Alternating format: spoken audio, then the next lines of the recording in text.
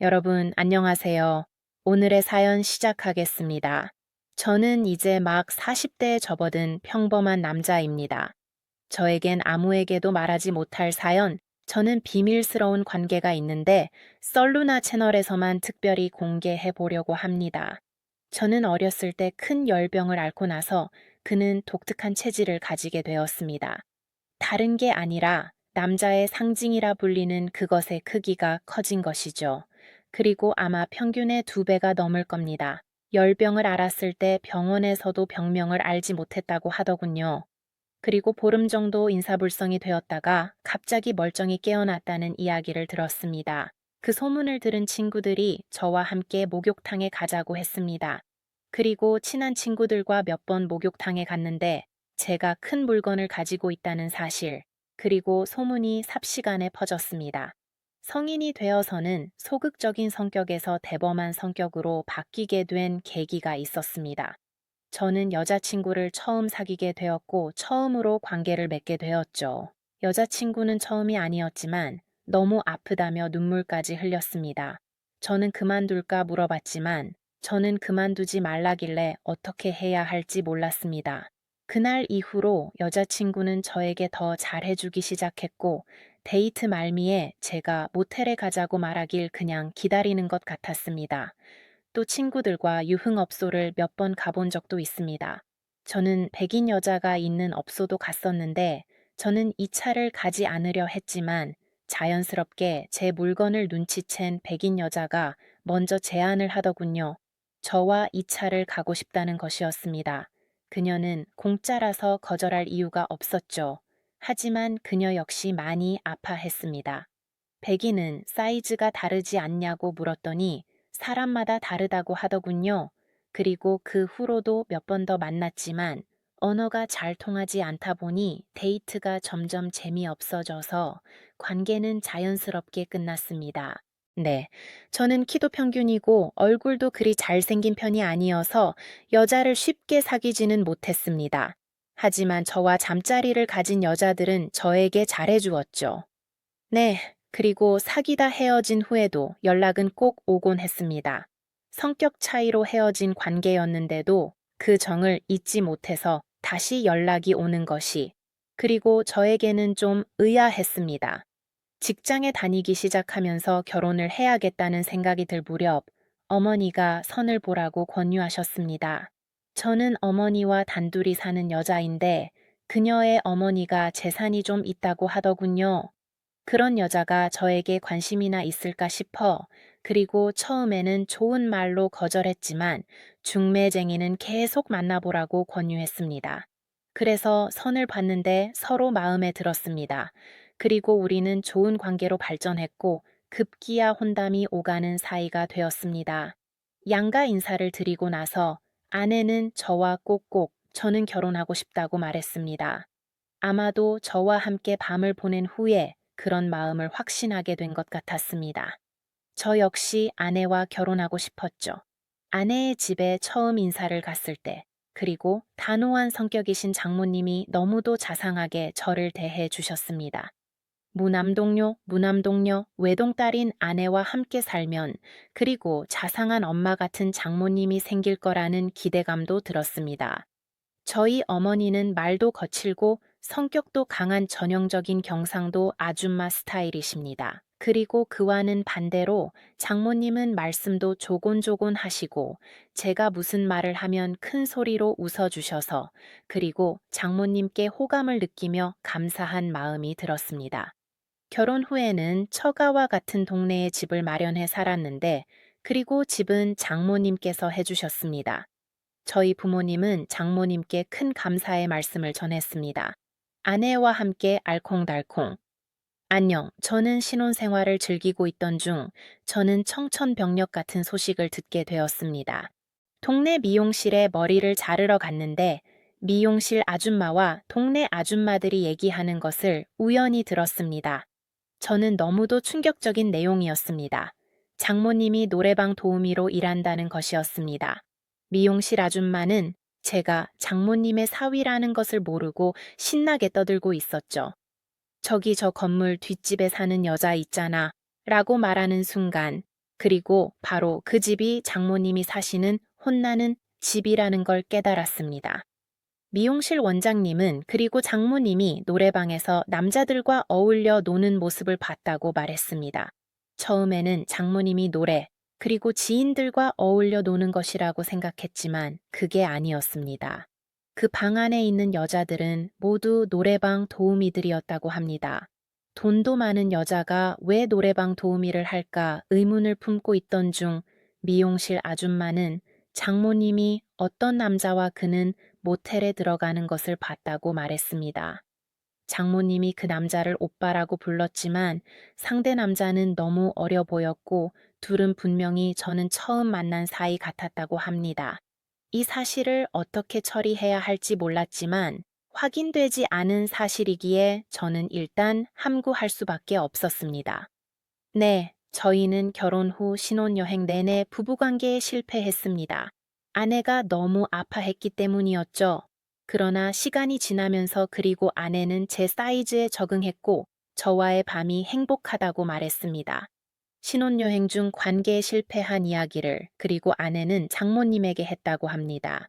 아내와 장모님은 단둘이 살면서 서로 모든 이야기를 공유하며 의지해 왔기 때문에 그런 이야기도 자연스럽게 할 수 있었던 것 같습니다. 그리고 아내가 만삭이 되자 더 이상 부부관계를 갖는 것이 힘들어졌습니다. 출산하고 몸을 회복할 때까지 잠시 참아달라고 부탁했습니다. 네. 솔직히 저는 끓어오르는 욕망을 잘 참지 못하는 편입니다. 네, 저는 신혼 때 매일같이 뜨거운 시간을 보냈기 때문에 더 참기가 힘들었던 것 같습니다. 어느 날 회사에서 회식이 있던 날이었습니다. 저는 부장님의 온갖 수발을 들며 그리고 술을 따라드리고 부장님의 조사를 받아주다 보니 어느새 술자리가 끝났습니다. 부장님은 저에게 함께 갈 곳이 있다며 따라오라고 하셨습니다. 부장님이 저를 끌고 간 곳은 저는 노래방이었습니다. 카운터에서 주인과 무슨 이야기를 나눈 후 현금을 내고 방으로 들어갔습니다. 저는 부장님을 부축해 그리고 방으로 들어갔고 잠시 후 도우미들이 들어왔습니다. 그런데 그중 한 명이 장모님이었습니다. 순간적으로 얼어붙은 저와 장모님은 서로를 모른 채 할 수밖에 없었습니다. 부장님은 나는 나이 어린 여자가 좋아 라며 장모님을 제 옆에 앉혔습니다. 진한 화장품 냄새가 풍겨왔는데 장모님에게서 이런 냄새를 맡은 적은 없었습니다. 저는 한 번도 없었습니다. 부장님이 노래를 부르며 브루스를 추다가 저와 장모님을 이끌어 함께 저는 브루스를 추게 했습니다. 어쩔 수 없이 저는 장모님과 어색하게 브루스를 췄습니다. 아마도 장모님은 제 사이즈를 눈치챘을 겁니다. 그리고 부장님은 이 차를 가겠다고 했고 부장님이 돈을 낼 테니 저와 장모님도 이 차를 가라는 것이었습니다. 제가 머뭇거리자 부장님은 다 같이 가는 거야. 부장이 쏘는데 안 갈 수 있냐? 라며 재촉했습니다.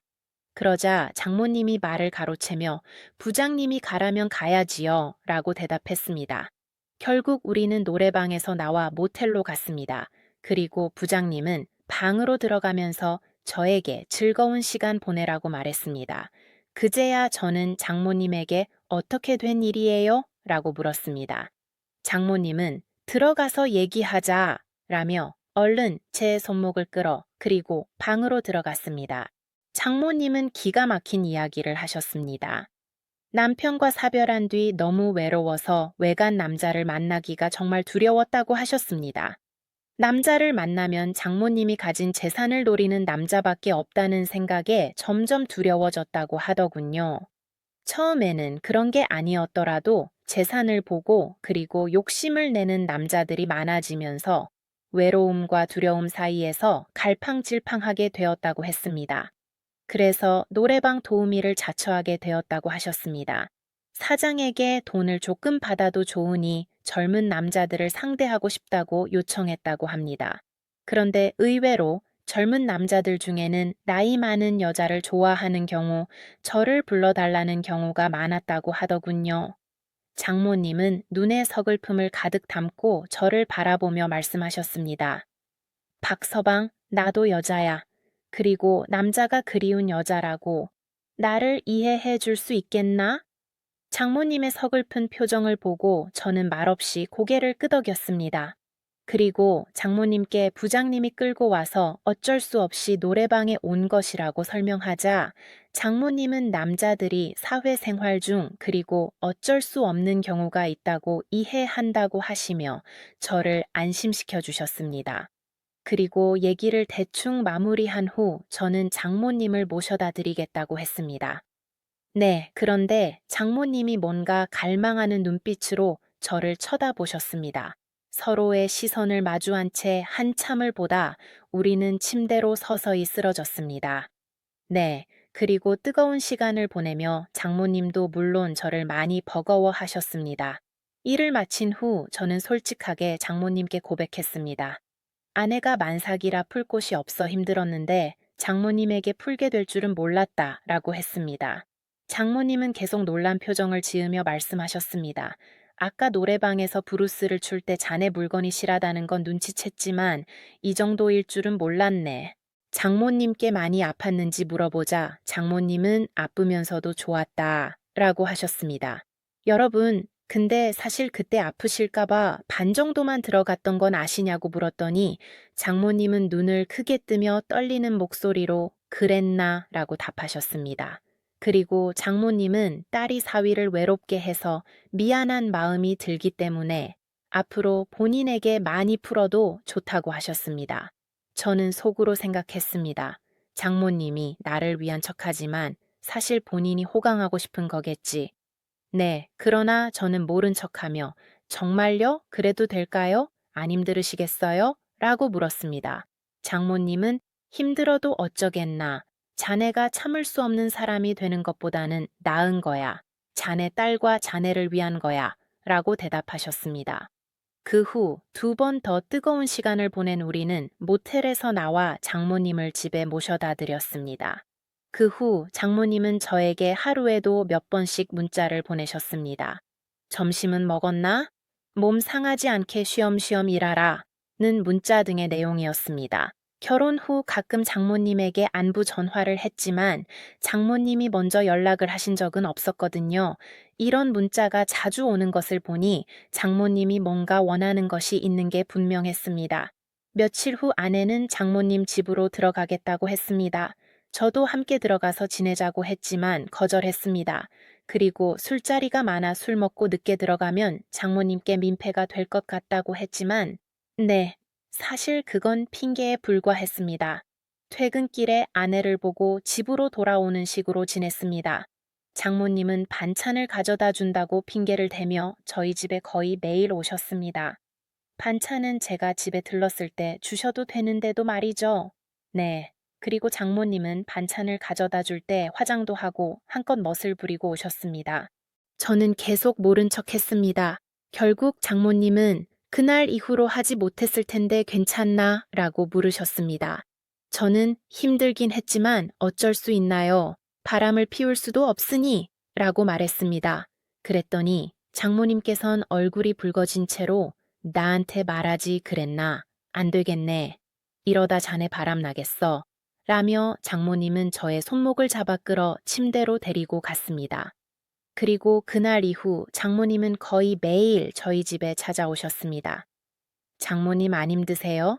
저를 감당하기 힘드실 텐데. 라고 묻자 장모님은 아니네. 사위가 바람나게 둘 수는 없지. 라고 대답하셨습니다. 아내가 출산을 하고 산후 조리원에 있는 동안, 네, 저는 장모님 집에서 지냈습니다. 우리는 부부처럼 지냈습니다. 장모님은 매일 보양식을 해주시고, 낮에는 조리원에 가서 아내와 지내다가 제가 퇴근하고 나면 보양식을 차려놓고 기다리셨습니다. 아내가 몸을 회복한 후에도 장모님은 은근히 자신의 뜻을 내비치셨습니다. 요즘 희진이가 잘 받아주나? 등의 질문을 하셨고 저는 일부러 짧게 대답했습니다. 장모님은 남자는 한 여자에게 만족하지 못한다더라 라며 말끝을 흐리기도 했습니다. 결국 장모님은 저에게 외롭다며 매달렸고 저는 장모님을 안아드렸습니다. 장모님은 매일같이 응원 문자를 보내주셨고 이틀에 한 번씩 집에 들러 반찬을 가져가라고 하셨습니다. 장모님 댁에 들르면 2시간 정도 있다가 집으로 돌아왔습니다. 이제는 장모님이 저에게 적응한 듯 보입니다. 그리고 장모님과 둘이 있을 때 가끔 여보라고 하며 교태를 부리기도 합니다. 단호한 모습이었던 장모님이 이렇게 아양을 떨며 교태를 부릴 줄은 꿈에도 몰랐습니다. 장모님은 언제든 힘들면 회사를 그만두라고 하시며 생활비를 주겠다고 하셨습니다. 이렇게 든든한 비밀 여자친구가 있으니 요샌 회사에서 크게 스트레스를 받지 않는 것 같네요. 이것으로 오늘의 사연 마치도록 하겠습니다. 네, 감사합니다. 네, 다들 좋아요, 구독, 알림 설정 꼭 부탁드립니다. 이 사연에 대해 더 깊은 분석이나 비슷한 주제의 다른 이야기를 원하신다면 언제든 말씀해 주세요.